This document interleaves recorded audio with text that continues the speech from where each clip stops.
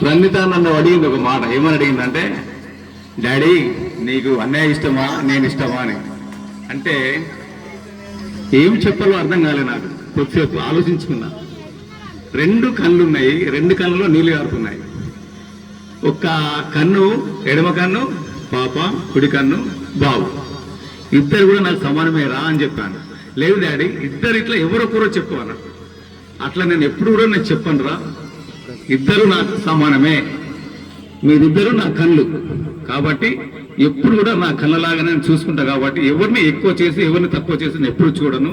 కాబట్టి ఎప్పుడు కూడా మీరిద్దరు నాకు సమానం అని చెప్పాను.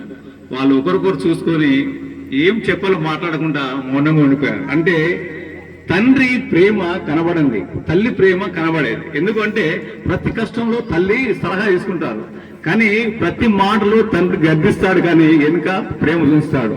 ఆ ప్రేమలో ఎంత మధురం ఉందో వాళ్ళు గమనించే సమయము వచ్చేసరికి వెళ్ళిపోయే టైము వస్తుంది. కాబట్టి అర్థం చేసుకునే బిడ్డ కొడుకు కోడలు ఉన్నందుకు చాలా సంతోషము. మనసారా బిడ్డలు ఆశ్రయించి పోవాలని మనసారా చేస్తున్నాను. Thank you very much.